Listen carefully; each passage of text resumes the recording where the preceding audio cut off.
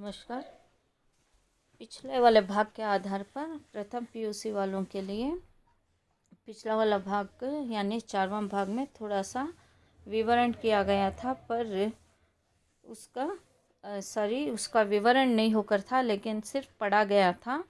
उसका विवरण जिस तरह से लाल बिहारी पिता और भाई की बात सुनकर जैसे ही उसकी आंखें भर आती है, फिर वो अपनी भाभी आनंदी से क्षमा मांगने के लिए आकर कहता है कि उसका भाई अब उसकी शक्ल देखना नहीं चाहता, यानी सूरत देखना नहीं चाहता। मुझे से जो अपराध हुआ है मुझे क्षमा करें। तो उस समय लाल बिहारी जैसे बोलता है, उसी समय बाहर से श्रीकंठ आते हैं और लाल बिहारी की शक्ल देखते हुए घृणा कर कर वो अंदर निकल चले जाते हैं। पर आनंदी सोचने लगती है कि मुझसे ये क्या अपराध हो गया, जिस तरह से लाल बिहारी की बात को मैं श्रीकंठ तक नहीं बोलना था, अब वो मुझे अपने साथ बुला लेकर किसी और शहर में यानी चले जाएंगे और मैं ही अपने इस घर परिवार का सर्वनाश कर रही हूँ करके वो सोचकर श्रीकंठ को कहती है कि मनाने के लिए लाल बिहारी को कहती है, आनंदी भीतर बुला ले, मेरी जीभ में आग लगे, मैंने कहाँ से यह झगड़ा उठाया। श्रीकंठ, मैं ना बुलाऊंगा। आनंदी, पछताओगे, उन्हें बहुत गालीन हो गया है, ऐसा ना हो कहीं चल दे। श्रीकंठ ना उठे। इतने में लाल बिहारी ने फिर वह कहा, भाभी भैया से मेरा प्रणाम कह दो, वह मेरा मुंह नहीं देखना चाहते, इसीलिए मैं भी अपना मुंह उन्हें ना दिखाऊंगा। लाल बिहारी इतना कहकर लौट पड़ा और शीघ्र ही से दरवाजे की ओर बढ़ा। अंत में आनंदी कमरे से निकली और उसका हाथ पकड़ लिया। लाल बिहारी ने पीछे फिर के देखा और आंखों में आंसू भर बोला, मुझे जाने दो। आनंदी, कहाँ जाते हो? लाल बिहारी, जहाँ कोई मेरा मुंह ना देखे। आनंदी, मैं ना जाने दूंगी। लाल बिहारी, मैं तुम लोगों के साथ रहने योग्य नहीं हूँ। आनंदी, तुम्हें मेरी यानी सौगंध, अब एक पग भी आगे ना बढ़ाना। लाल बिहारी, जब तक मुझे यहाँ ना मालूम हो जाए कि भैया का मन मेरे तरफ से साफ हो गया, तब तक मैं इस घर में कदापि ना रहूँगा। आनंदी, मैं ईश्वर को साक्षी देकर कहती हूँ कि तुम्हारी ओर से मेरे मन में तनिक भी मैल नहीं है। अब श्रीकंठ का हृदय भी पिघल गया। उन्होंने बाहर आकर लाल बिहारी को गले से लगा लिया। दोनों भाई खूब फूट फूट कर रोए।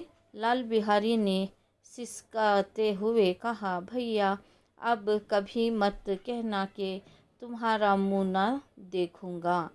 इसके सिवा आप जो दंड देंगे मैं हर्ष स्वीकार करूंगा। श्रीकंठ ने कांपते हुए स्वर से कहा, लल्लू, इन बातों को बिल्कुल भूल जाओ। ईश्वर चाहे तो फिर ऐसा अवसर न आवेगा। बेनी माधव सिन्हा बाहर से आ रहे थे। दोनों भाइयों को गले मिलते देखकर आनंदी से पुलकित हो गए। बोल उठे, बड़े घर की बेटियां ऐसी ही होती हैं, बिगड़ता हुआ काम बना लेती हैं।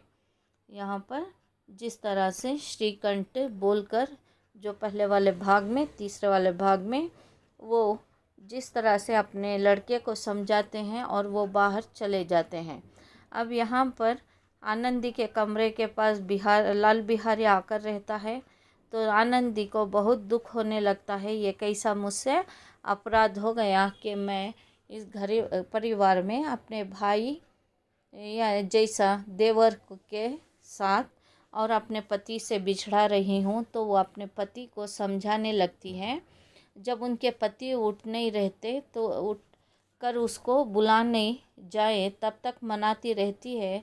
उस समय लाल बिहारी बाहर जाने लगता है, तो आनंदी कमरे से बाहर आकर लाल बिहारी का हाथ पकड़ लेती है और वो ईश्वर की सौगंध खाकर कहती है कि अब मेरे मन में तुम्हारे लिए कोई घृणा नहीं है, मेरा मन साफ हो गया।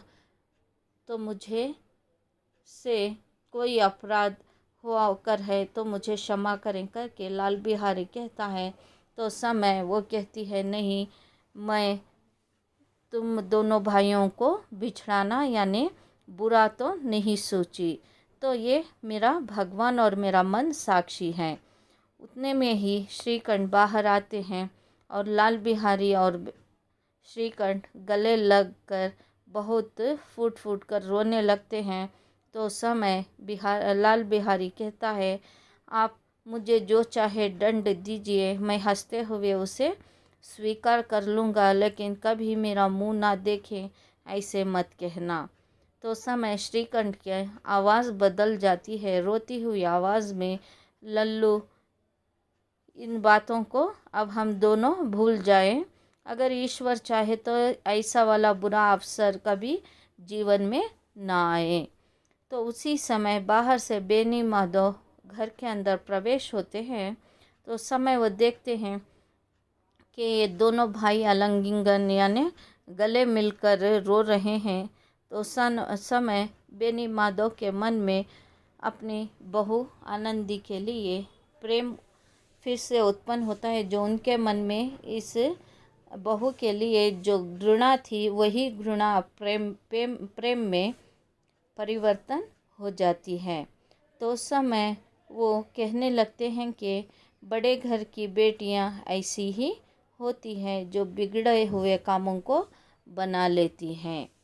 ये पाठ आपके लिए बड़े घर की बेटी समाप्त हो गया। आपकी परीक्षा में आने वाला है और परीक्षा में 50 अंक के लिए आपको ये वाला पाठ भी जोड़ा गया है।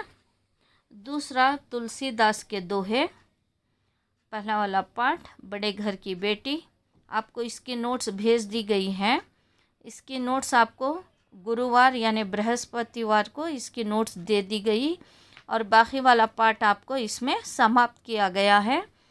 अब आपके लिए पहला वाला पाठ बड़े घर की बेटी, दूसरा तुलसीदास के दोहे और तीसरा आपके लिए कविता है तोड़ती पत्थर।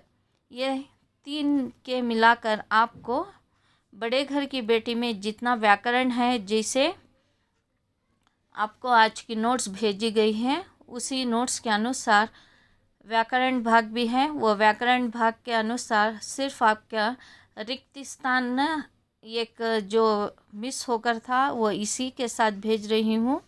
आप सभी इसको ध्यान देकर, एक पाठ 2 कविताएं, टोटली 3 हो गए हैं। एक मध्यमकालीन कविता, एक दूसरी आधुनिक कविता, ये 3 भी आप सभी छात्रों को 50 अंक के लिए आ रहा है। धन्यवाद।